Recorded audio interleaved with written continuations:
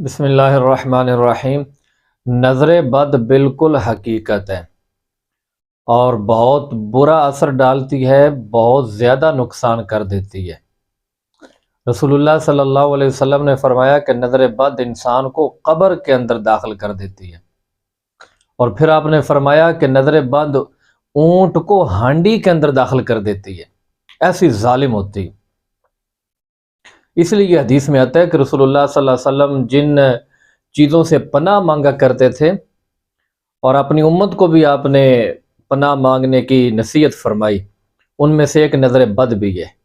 من کل عین لامۃ، یا اللہ بری نظر کی تاثیر سے میں تیری پناہ مانگتا ہوں۔ اس سلسلے کا ایک واقعہ حدیث میں آتا ہے حضرت سہل بن حنیف رضی اللہ تعالی عنہ کا، کہ ایک دفعہ انہوں نے غسل کرنے کے لیے جب اپنی قمیض اتاری تو دوسرے صحابی عامر بن ربیعہ کی نظر پڑ گئی۔ دونوں بدری صحابی ہیں، سہل بن حنیف بھی اور عامر بن ربیعہ دونوں بدری صحابی ہیں۔ تو عامر بن ربیعہ کی جب نظر پڑی سہل بن حنیف کے جسم کے اوپر، تو ان کا خوبصورت جسم اور سفید رنگ اور تندرست بدن دیکھ کر عامر بن ربیعہ کہنے لگے، اللہ کی قسم میں نے اتنا خوبصورت جسم کسی کا نہیں دیکھا۔ تو بس یہ کہنے کی دیر تھی کہ سہل بن حنیف کو بخار چڑھ گیا، اور بہت سخت بخار چڑھ گیا۔ پھر رسول اللہ صلی اللہ علیہ وسلم کو اطلاع دی گئی، تو آپ نے عامر بن ربیعہ کو بلایا اور ان سے فرمایا کہ وضو کرو، اور وضو کا جو پانی ہے جو اعضاء کے ساتھ لگ کر پانی نیچے گرے، اس کو ایک برتن کے اندر جمع کرو۔ تو وہ جمع شدہ پانی پھر آپ صلی اللہ علیہ وسلم نے حکم دیا، سہل بن حنیف رضی اللہ تعالی عنہ کے بدن کے اوپر ڈالا گیا، تو یوں ان کا بخار اتر گیا۔ اور پھر آپ صلی اللہ علیہ وسلم نے عامر بن ربیعہ کو تنبیہ فرمائی۔ آپ ناراض ہوئے، آپ نے فرمایا کہ تم میں سے کوئی بندہ اپنی بھائی کو قتل کرنے کا ارادہ رکھتے ہیں؟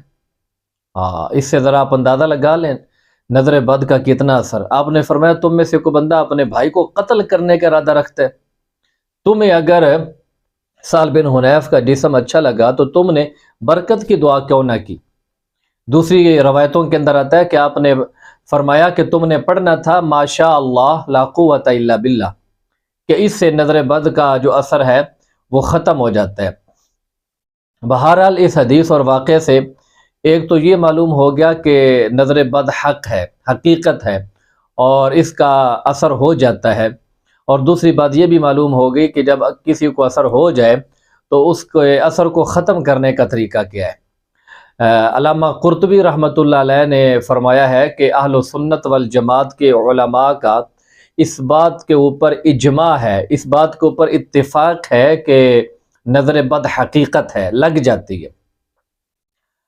اور یہ بھی یاد رکھیں کہ اگر نظر بد جو ہے وہ لگ جاتی ہے اور بری نظر کی یہ تاثیر ہے، تو پھر کیا اچھی نظر کی تاثیر نہیں ہوگی؟